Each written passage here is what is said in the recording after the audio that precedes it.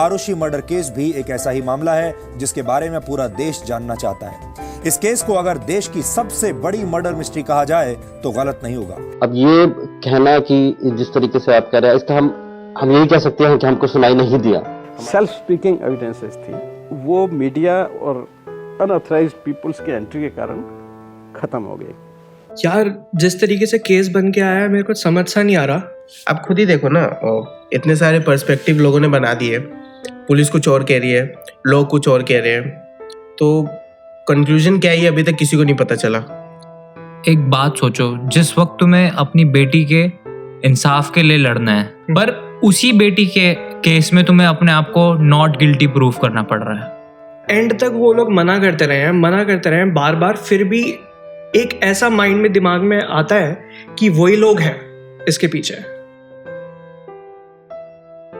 थोड़ा सा मेरे को ना आइडिया दे दो कि कैसे आरुषि का केस का थोड़ा सा बैकग्राउंड पता चल जाए। आरुषि तलवार 13 साल की लड़की थी और बहुत ही वेल ऑफ खानदान से बिलोंग करती थी। उनके माँ बाप दोनों डेंटिस्ट थे, डॉक्टर्स थे और काफ़ी नामी हॉस्पिटल में काम कर चुके थे। फोर्टिस में थे। हाँ, फोर्टिस हॉस्पिटल में थे और उनके क्लिनिक भी थे उनके अंडर। और उनका जो नौकर था उसका नाम था हेमराज, वो नेपाल से बिलोंग करता था। 7 महीने से इस फैमिली के साथ जुड़ा हुआ था ये। अच्छा। और इनके साथ काम करता था। हेमराज जो अलग विक्टिम था। हाँ, जो सेकंड विक्टिम था। उसके पहले प्राइम सस्पेक्ट माना गया था उसको। उसको सस्पेक्ट माना गया था। और वो कितने 45 साल का था, 45 इयर्स का। ऐसा कुछ था नहीं कि जैसे केस में पोर्ट्रे किया गया था कि उसके संबंध थे नौकर के साथ, ऐसा कुछ लग नहीं रहा था क्योंकि वो काफी वेल ऑफ फैमिली से बिलोंग। वही तो होंगे भी ना, क्योंकि अब दोनों का देखा जाए तो मतलब ऐसे डिस्क्रिमिनेट नहीं कर रहा, बट ऑलरेडी वो मतलब हाई क्लास है। और फिर तो ऐसा केस तो बन ही नहीं सकता कि उसका कुछ अफेयर चल रहा है। कोई एलीट लड़की लेबर क्लास के साथ तो नहीं अफेयर। तो ये तो साफ रूमर था, बट ठीक है, व्हाटएवर। फैक्ट है, ये तो फैक्चुअल बात है काफी। यार तो उसकी बॉडी पता है कैसे मिली? सबसे पहले फर्स्ट डे जब उनकी जो मेड थी भारती मंडल, वो सुबह 6 बजे आती थी और रोज 6 बजे आके बेल बजाती थी। और जो उसके पेरेंट्स थे वो तो लेट उठते थे, राजेश और नुपुर। तो जो उनका नौकर था ना हेमराज, वो गेट खोलता था। तो हर रोज की तरह वो आई भारती मंडल, उसने बेल बजाई 6 बजे, बहुत देर तक बेल बजाई, कोई आया नहीं। फिर उसकी मम्मी नुपुर वो आती है और वो गेट खोलती है।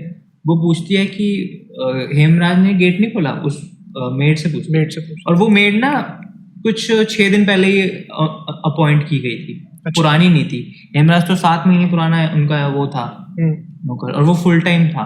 और जो वो थी भारती मंडल, वो अभी 6 दिन पहले ही अपॉइंट करी थी और वो मतलब काम आर्ली बेसिस पे काम करती थी वहाँ पर। तो वो बताती है, नुपुर पूछती है कि हेमराज ने गेट क्यों नहीं खोला, इतनी देर से तुम बेल बजा रही हो? वो बोलती है मुझे नहीं पता। मेड बोलती है मेरे को क्या पता, मैं तो अभी आई हूँ जस्ट। तो नुपुर सोचती है कि शायद वो ना हेमराज दूध लेने गया होगा। तो पर वो सोचती है कि दूध लेने काफ़ी देर हो गई, वो आया नहीं अब तक। तो वो कॉल करती है उसको, हेमराज को। तो फर्स्ट कॉल करती है, पहला कॉल तो कटता है सामने से। तो अच्छा, कटता है? हाँ, कट जाता है। फिर दोबारा करती है तो क्या कहते हैं, स्विच ऑफ आता है फोन, मतलब लाइन डेड आ रही है मतलब सामने से। तो ये कुछ फर्स्ट डे का जो स्टार्टिंग जब उसकी बॉडी मिली थी उससे पहले की ये जो थी घटना थी। तो नुपुर क्या करती है, ऊपर से जो है घर की चाबी, मेन डोर की जो चाबी होती है वो नीचे फेंक देती है, और वो ताकि वो मेड है बाहर से गेट खोल के अंदर आ जाए, क्योंकि वो जो डोर था वो बाहर से लॉक था। मतलब वो चाबी तो उनके पास थी पर वो लॉक बाहर से था। क्योंकि इनका ना थोड़ा सा जो अपार्टमेंट था उसका गेट्स बहुत अजीब से थे, लाइक ना कि आपको बाहर से खोलोगे तो की से खोलेंगे, अंदर से खोलना पड़ेगा, नहीं तो ना। एक बार अपार्टमेंट का पूरा लेआउट मेरे को समझाने की कोशिश कर। हाँ, मैं बताता हूँ आपको। तो यार उनका अपार्टमेंट जो था जलवायु विहार में था, नोएडा के। तो 1300 स्क्वायर फीट का उनका अपार्टमेंट था, जो नॉर्मल अपार्टमेंट जैसा लेआउट था। तो उसमें सबसे पहले 3 बेडरूम का वो था, उसमें से एक सर्वेंट रूम था, एक ड्राइंग रूम, डाइनिंग रूम हो गया, 3 बेडरूम था, उसमें से वो सर्वेंट रूम भी था इंक्लूडेड, ठीक है। तो एक मास्टर बेडरूम था जिसमें राजेश और नुपुर सोते थे, और एक आरुषि सोती थी, और एक में अपना हेमराज सोता था। और हेमराज का जो गेट था उसकी एक एंट्री सेपरेटली आउटसाइड अपार्टमेंट थी और एक अंदर की तरफ खुलता था। ओके। तभी वो वहाँ से उसका गेट खुल पाता था जब वो आती थी, भारती आती थी, ठीक है। यार तो उसकी डेड बॉडी कब मिली थी? या 16 मई को सुबह की बात है, जब 6 बजे उनकी मेड आई थी और उन्होंने जब कीज फेंक के उसको ऊपर बुलाया था, तो जब उसने गेट खोला ना, तो जब वो पहले जब रिंग कर रही थी तो तब तक राजेश उठ चुका था, जो आरुषि का फादर थे। तो वो उठ गए थे। वो जब बाहर आते हैं डाइनिंग रूम में, वो देखते हैं डाइनिंग टेबल पे एक हाफ स्कॉच की हाफ बॉटल पड़ी है, लाइक किसने आधी पी रखी थी, आधी से ज्यादा ही बल्कि। तो वो एकदम से वो देखता है, वो कहता है कि किसने खोली, अपनी वाइफ से पूछता है नुपुर से। वो कहती है मुझे तो कोई आइडिया नहीं है। तो भाग के जाके आरुषि के रूम में जाके चेक करते हैं।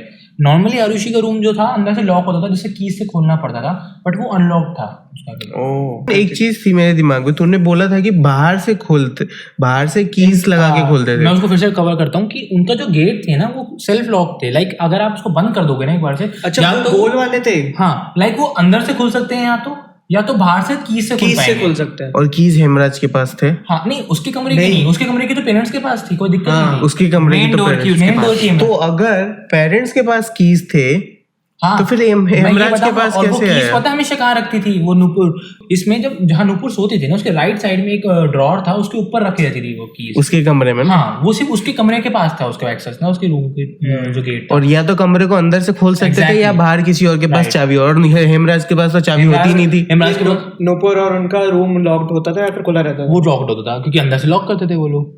पेरेंट्स भी लॉक क्योंकि वो सेल्फ लॉक गेट थे, जैसे गेट बंद होगा वो लॉक हो जाएंगे अंदर से, तब तक वो खोलेंगे नहीं उसे, ऐसा होता था। तो चाबी लेने के लिए भी हेमराज को उनका दरवाजा भी खोलना पड़ा होगा ना, तो वो कैसे खोलेगा? वो बाहर वाला जो गेट होता था वो उसके पास उसकी चाबी होती थी डुप्लीकेट, क्योंकि बाहर वाले की बात होती थी। हेमराज के कैसे यही तो बहुत ज्यादा मिस्ट्री बनी थी उस चीज की। एक थ्योरी ये भी हो सकती है कि हेमराज उनका बहुत पुराना नौकर था, हो सकता है उसने चाबी डुप्लीकेट कर रखी हो।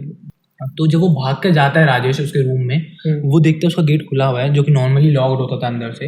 वो जैसे ही अंदर जाता है रूम में, वो देखता है कि आरुषि का थ्रोट स्लिट हो रखा है। अच्छा, बिल्कुल कट रखा है यहाँ राजेश उसके पापा, राजेश के पापा देखते हैं। वो एकदम से चिल्लाते हैं बहुत तेज।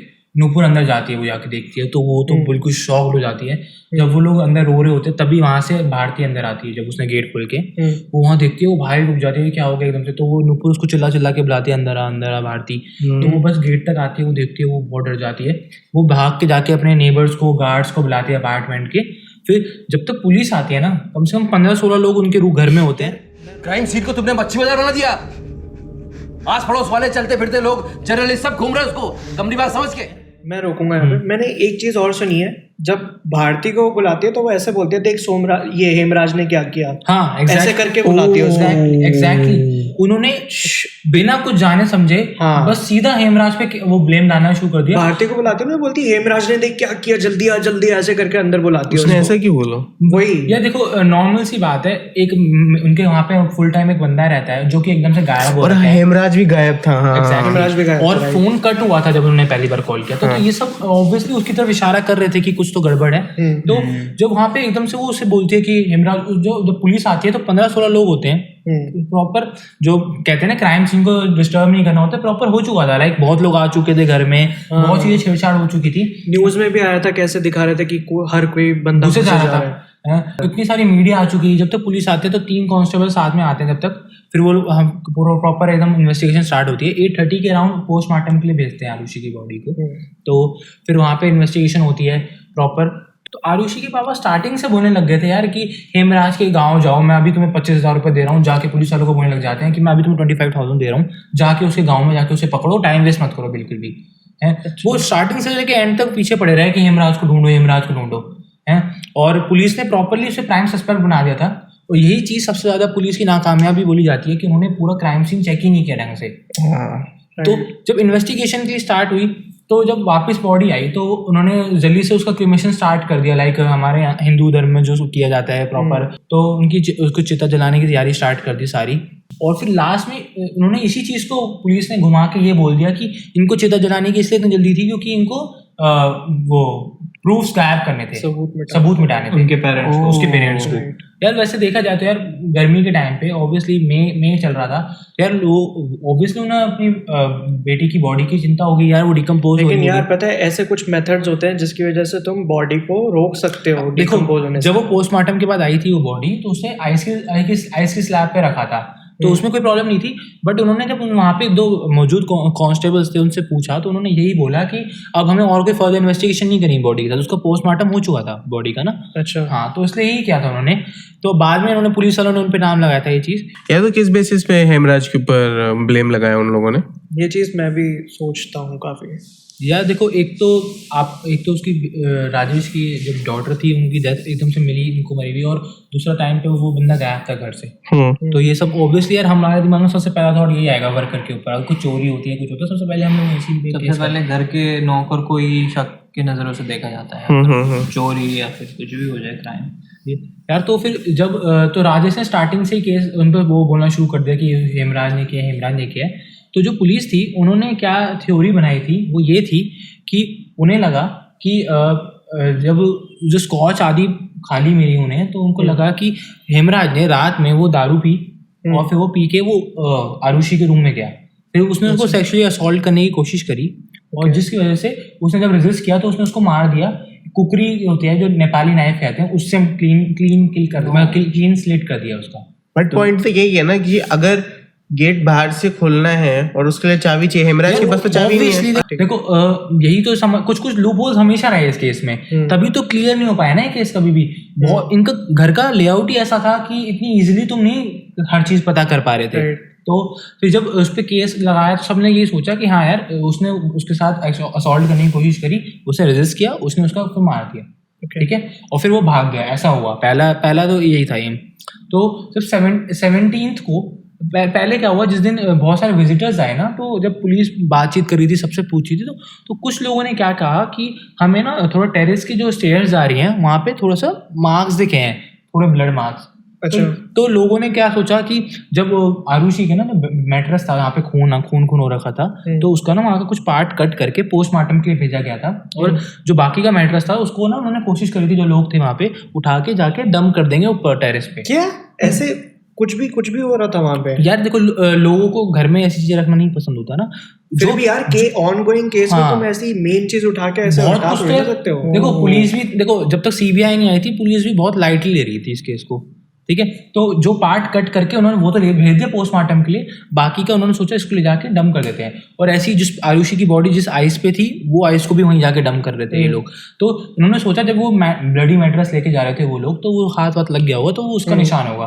बट जब वो लोग ऊपर गए थे उसको डम करने के लिए, तो वो लॉक था, तो वो लोग उनको बस कीज नहीं थी। उन्होंने कहा उसको क्या परेशान करे, अभी वो बंदा परेशान है, उसकी बेटी की डेथ हुई है। तो उन्होंने क्या किया, उनकी नेबर था, उसको कहा कि हमारी जाके उस पर रख देते हैं छत पे। तो जब सब लोग ये सब रखने जा रहे थे, उन्होंने एक बार भी बस साइड में एक ग्रिल की वो थी, एक ग्रिल की पार्टीशन था उनकी दूसरे की छत पे नेबर की, तब भी नहीं देख पाया, उसकी वहीं पे बॉडी पड़ी थी हेमराज की। फिर कैसे मिली? जो गायब था। तो मैं बताता हूँ वो कैसे मिली थी। तो क्या हुआ कि 17 तारीख को उसकी जो उसके पेरेंट्स से एशेस लेके वो गंगा की तरफ हरिद्वार चले गए, ठीक है। तो पीछे से जब सीबीआई आ गई तो वो सब उसमें रिसर्च इन्वेस्टिगेशन स्टार्ट हुई। तो कुछ लोगों ने ये चीज़ पॉइंट आउट करी कि हमें दिखे थे ब्लडी स्टेन्स, और इवन पुलिस कांस्टेबल्स ने भी बोला कि हाँ हमें दिखा था। अच्छा। और कुछ कांस्टेबल्स ने ये बोला कि हमने जब राजेश को बोला कि हमें उसकी ऊपर की टेरेस की चाबी चाहिए, क्योंकि जब पुलिस पे एक केस बोला गया कि हेमराज की जब बॉडी ऊपर मिली थी, तो उनको ये बोला कि तुमने जाके प्रॉपर पूरा घर क्यों नहीं चेक किया, तुमने इतने मेन जगह कैसे छोड़ दी। तो पुलिस ने क्या कहा कि जब हमने राजेश तलवार से बोला था कि हमें ऊपर की कीज चाहिए, तो उसने कहा मैं लेके आता हूँ, अंदर गया और बहुत देर तक आया ही नहीं बाहर। अच्छा। हाँ ऐसा हुआ। अच्छा।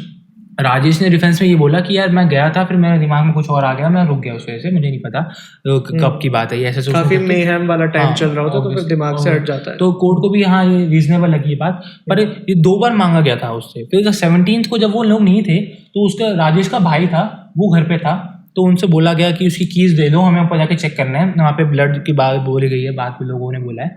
तो जब उसको भी नहीं मिली कीज, तो उन्होंने क्या किया, उसको तोड़ा गेट को, ऊपर वाले गेट को। जब उन्होंने तोड़ा तो उन्होंने देखा वहाँ पे एक ड्रैगिंग का निशान है, खून का, और उससे साफ पता चल रहा था कि हेमराज की बॉडी को ड्रैग करके लाया गया है यहाँ पे ऊपर तक। अब नीचे से तो नहीं लाया होगा, अगर नीचे से लाया होगा तो फिर तो नीचे भी तो बॉडी होने निशान होने चाहिए ना। आई थिंक वो भागा होगा रास्ते में मारा, पर ड्रैगिंग के निशान थे, ठीक है। ड्रैगिंग के निशान तो सिर्फ ऊपर तक थे। हाँ ऊपर तक थे, देखो बीच बीच में भी तो निशान थे ना जहाँ पे लोगों को पता चला था, और ऊपर जाके ड्रैगिंग का निशान था। तो जब वो लोग ऊपर पहुंचे तो उन्होंने देखा ऐसे पूल ऑफ ब्लड हो रखा है पूरा, वो वहाँ पे आधा डिकम्पोज हो रखा है ऑलमोस्ट, एक दिन पुरानी हो गई। या तो डेड बॉडी स्टेयर से कैरी करा होगा, Exactly. फिर थक के मारे वहां पर पड़े, जो भी था। फेंक के फिर ड्रैग किया होगा। तो वो एक दिन बाद मिली उसकी बॉडी, क्यों? क्योंकि पुलिस ने पूरी जगह को सही से छाना नहीं। तो मर्डर उनका 16 को हुआ था या बॉडी 16 को मिली थी? मर्डर आई थिंक 15 की रात में 16 को ही हो गया, एक तरीके से 16 को ही हुआ। Midnight में। देखो इसके पीछे तो इसका मतलब फिर हेमराज का भी 16 को ही हुआ होगा हाँ, मर्डर। साथ में ही हुआ था ना, सेम डे है। सेम डे हुआ था, क्योंकि उसकी बॉडी की भी जब पोस्टमार्टम हुआ हेमराज का, तो यही पता चला कि जो आरुषि की डेथ के टाइम है वही सेम उसका भी है। ओह, और किसी को स्मेल भी नहीं आ रही थी बॉडी की, तो बहुत ज्यादा एक दिन यार ऑब्वियसली नीचे भी तो डेड बॉडी थी ना, अच्छा हाँ, नीचे भी थी ऊपर भी थी, किसको उतना फर्क पड़ता है? बट वो डिकम्पोज नहीं और हुई थी ना। वो ओपन में थी ना, ओपन में स्मेल नहीं आएगी, घर में होती तो आती स्मेल। नहीं यार, वो छत पे पड़ी थी आती है। और वो लॉक था प्रॉपरली, तो नहीं आई थी, और एक दिन बाद ही तो मिल गई। तो वो धूप में पड़ी रही वो बॉडी, किसी ने देखा ही नहीं ढंग से उसको जाके ऊपर। तो किसी ने क्यों नहीं देखा होगा? मेरे को तो समझ नहीं, यार लोग ऊपर अपने अपने काम में लगे थे। छत में था ना। अब इन चीजों से एक बार सोच के देखो यार, हेमराज कैसे हो सकता है? क्या हेमराज- क्या पॉसिबिलिटीज हो सकती है कि हेमराज हेमराज की भी जो मौत थी वो ऐसे गला काट के हुई थी। हाँ, आई थिंक सेम तरीके से मौत हुई है उसकी। वो दिनेश तलवार जो उनका भाई था ना, वो घर पे था ना, मैंने बताया था, वो पहचान ही नहीं पाया हेमराज की बॉडी को, ये किसकी बॉडी है। तो उसने उनको अभी रास्ते में से बुला लिया, वापस घर आओ, किसी की बॉडी मिली है घर में ही, ये कौन है आके आइडेंटिफाई करो। तो क्योंकि उसका सर फोड़ के उसको बेहोश किया नहीं, था। सर फोड़ के नहीं, वो बंदा जानते नहीं था। बोला हुआ है इसकी ब्लंट वेपन से सिर पे मारा है, फिर जब वो नीचे गिरा है बंदा, फिर उसको स्लिट किया है। प्लस तूने बोला था ना वो थक गया था बंदा, तो जब मैं सोच रहा हूँ कि राजेश ने मारा है। यार ये चीज भी तो पॉसिबल है कि हेमराज ने मे बी उसको रेप करने का ट्राई किया आरुषि का। ये थ्योरी क्या है जो मेरे दिमाग में आई है कि राजेश ने पकड़ लिया होगा उन लोगों को, उसके माथे पे उसने किसी ब्लंट ऑब्जेक्ट से मारा था अकॉर्डिंग टू केस। गोल्फ से मारा था ना। नहीं, ऐसा बोला जा सकता है। मर्डर वेपन्स पता नहीं चल पाया, but ब्लंट हाँ, वेपन ये से पहले weapon सिर बोला पे जाता मारा है। गया है, फिर स्लिट किया गया है। पता है मेरा एक सिंपल सा यही डाउट है कि राजेश और नुपुर का इन्वॉल्वमेंट मेरे को नहीं लग रहा। मेरे को लग रहा कोई तीसरा बंदा है एक्स्ट्रा, क्योंकि हाँ, इससे मैं agree करता हूँ।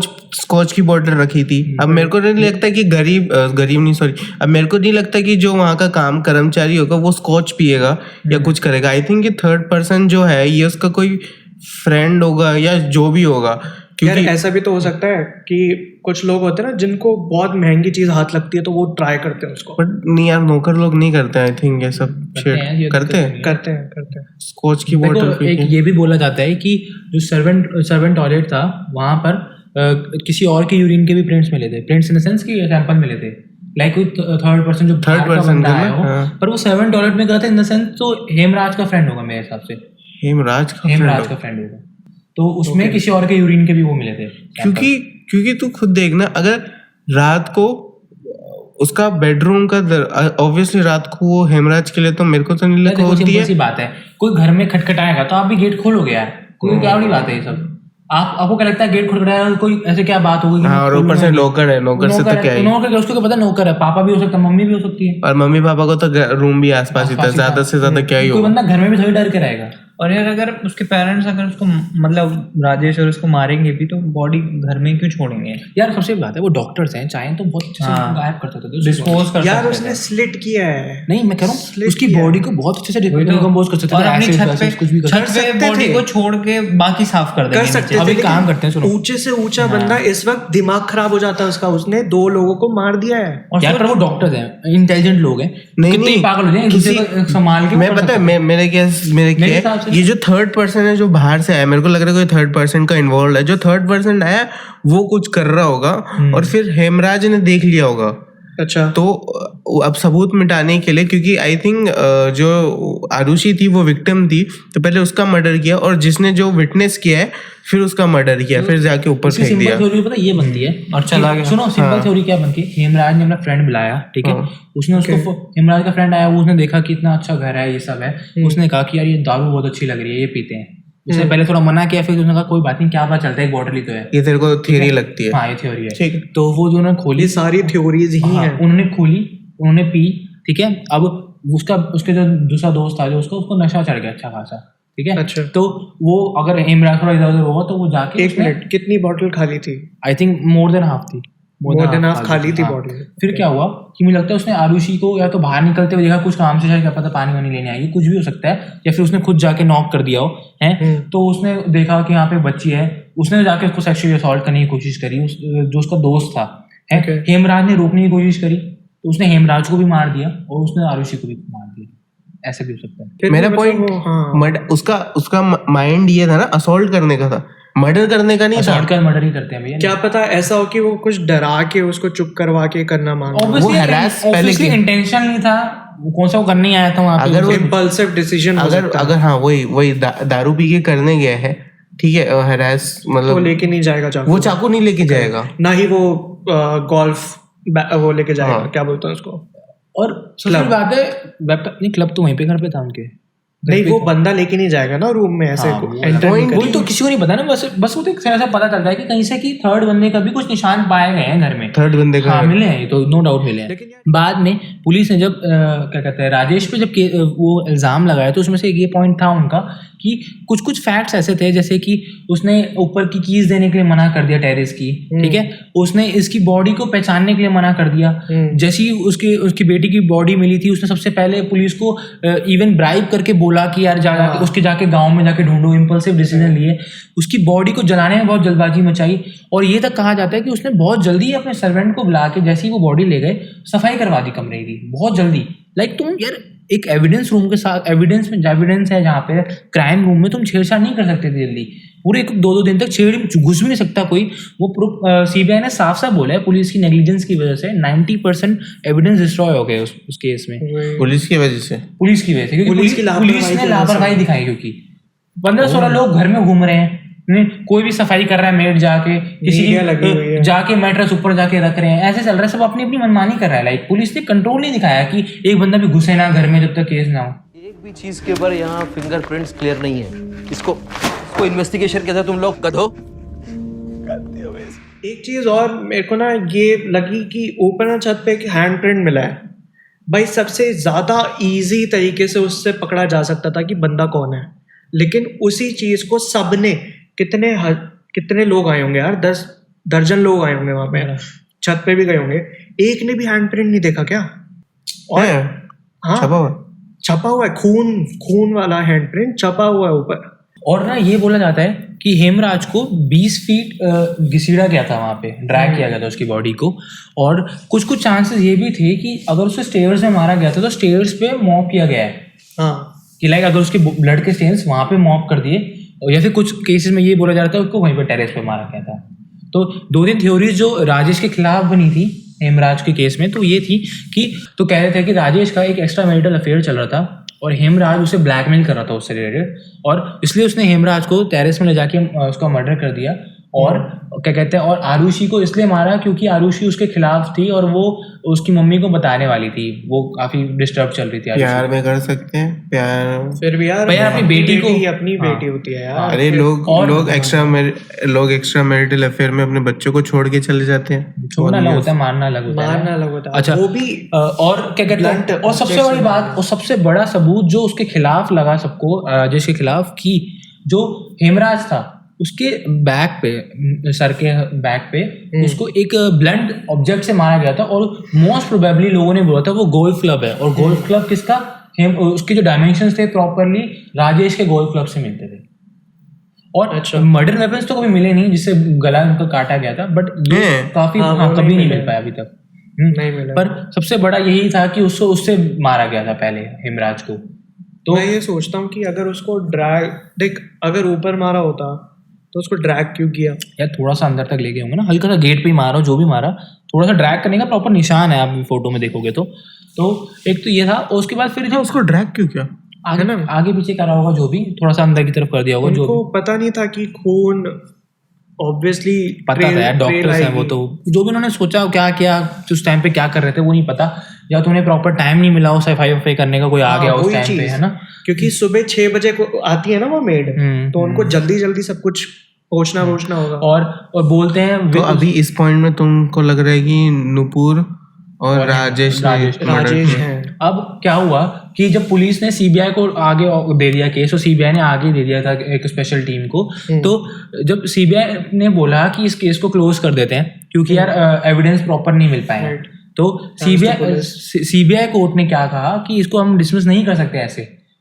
अगर तो उन्होंने क्या किया, उसको उन दोनों को नुपुर और राजेश को उन्होंने सेंटेंस कर दिया लाइफ इम्प्रिजमेंट के लिए कि क्या कहते हैं, हम सिर्फ इस वजह से कि पूरे वो नहीं मिले, हमको जो मिले हैं उसके बेसिस पे नहीं छोड़ सकते।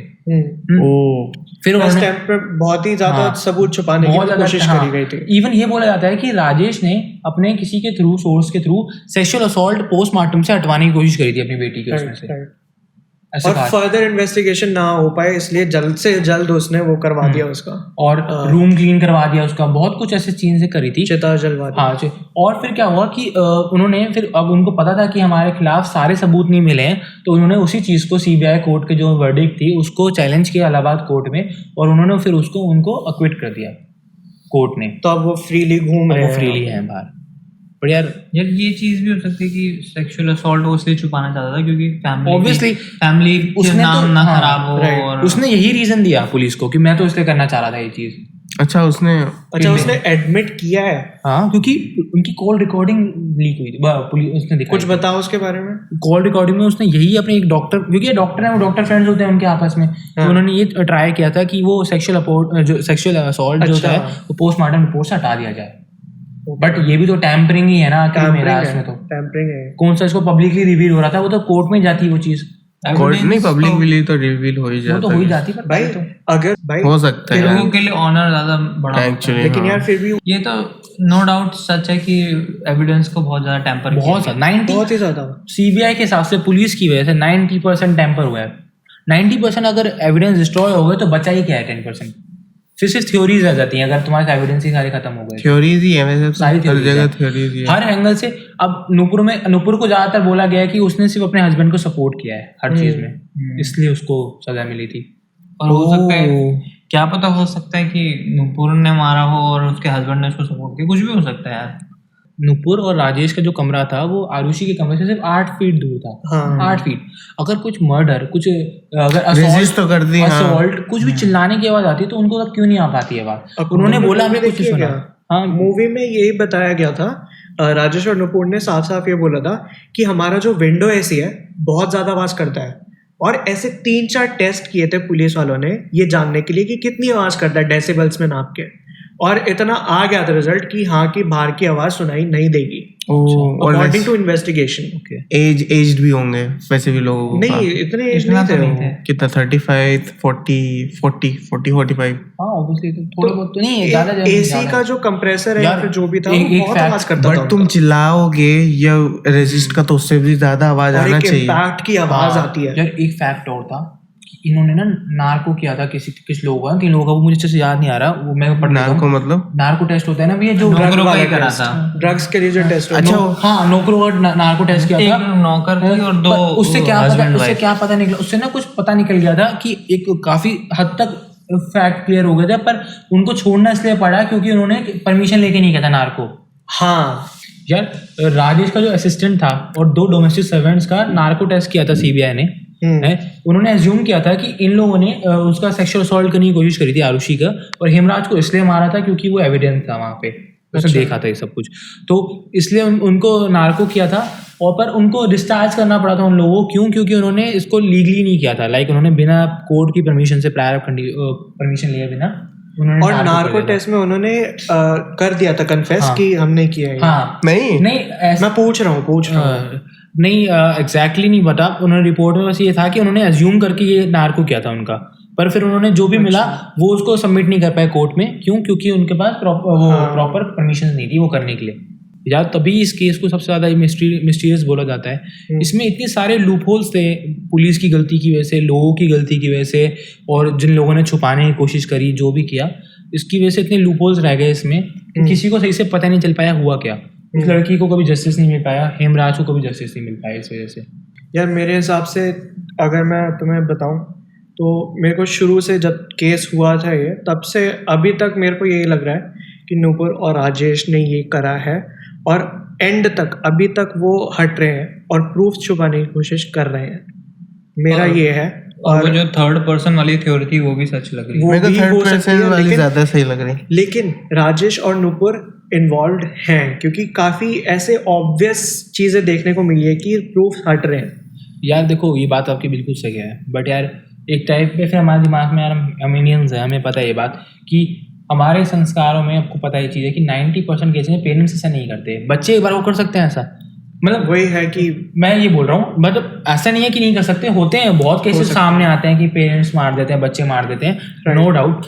बट जब से थर्ड पर्सन वाली थ्योरी सुनता हूँ तो मेरा मन मुझे को हट जाता है कि पेरेंट्स कर सकते हैं ऐसा। अगर थर्ड पेरेंट्स की कोई बात नहीं होती तो सारे प्रूफ पेरेंट्स के खिलाफ जाते हैं, बट जो थर्ड पर्सन वाली बात होती है, जैसे वो यूरिन सैंपल मिला था एक तीसरे बंदे का, या फिर हो सकता है हेमराज ने किसी फ्रेंड को ले आया हो, वो फ्रेंड्स कर देते हैं ऐसी नशे में करके ऐसी चीज़ें, क्योंकि उनको नहीं पता सीवियरिटी का उस चीज़ का। क्योंकि वो इतने प्रिविलेज्ड लोग थे, उनके दिमाग में कभी अपने डाउनफॉल करने का तो कभी सोचेगा ही नहीं ना बंदा। ये भी Exactly चीज़ है, यार। ये भी चीज़ है। और लाइफ में किसी सब चीज़ कुछ की था कमी उनके नहीं थी। और ऐसे क्या हो गया, अगर ठीक है, अगर मैं कहता हूँ अगर उनको उसके पापा ने अगर वो किसी गलत कंडीशन में भी देख लिया था तो भी मारने की बात नहीं थी, लाइक जान से मारने की बात नहीं थी। 9% जान से मारने की नहीं सोचेगा, अपनी बेटी का देख भी लेगा, जैसा क्या करता पुलिस केस करता वहीं पीट देता, और हाँ। और ठीक है अगर उसको मार भी देता तो अपनी बेटी को रोक देता, बेटी को भी मारने की क्या जरूरत थी, फिर तो बेटी के ऊपर खून करने का मतलब ही नहीं बनता, फिर तो अगर उसे बेटी को भी parents खून करना है तो। दो मेन चीजें यहाँ पे, एक तो उनकी खुद की बेटी मरी है और एक जो उनका कुछ नहीं लगता वो मरा है। तो उन दोनों के बीच में जो चीज़ें हैं कि दोनों को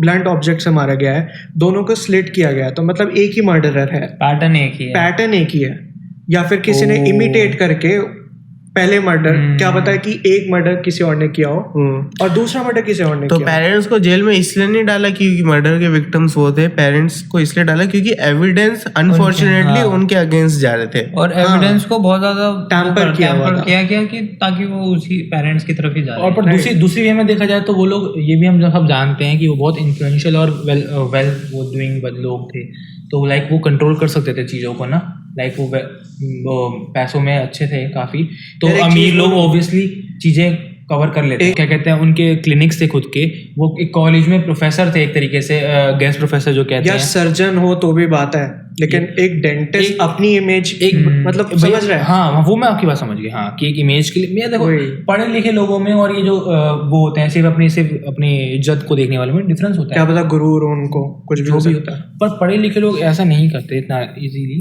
पेरेंट्स का तो मेरे को नहीं लगता, थर्ड पार्टी का ही लग रहा है, और आई थिंक कोई बता भी नहीं पाएगा। पर यार नहीं होगा यार। अगर आप उसके बारे में डीपली करो तो 90% चांसेस पेरेंट्स के आते हैं। इवन मूवी में भी पेरेंट्स को ही दिखाया गया था। हाँ, मूवी में भी पेरेंट्स को ही दिखाया कोई गया। मूवी ऐसी नहीं बना देता ना भैया, हाँ ये भी है, फैक्ट्स तो चेक असली करके नाम होना है। यूज करके, प्रॉपर अच्छा, मूवी का नाम ही तलवार रखा था। तलवार नाम का। और तलवार पता है कौन सी तलवार दिखाई थी उसमें, जो जस्टिस की तलवार होती है ना, जो एक मूर्ति नहीं होती इसमें आंख बंद होती है, वो और नीचे तेरी। वो वाली तलवार दिखाई थी। तो फिर अगर कहते सब लोग उस मूर्ति में वो आंख तो देख लेते हैं जो पट्टी बंधी हुई है, पर कोई तलवार नहीं दिखता कि वो जस्टिस की तलवार है उसमें।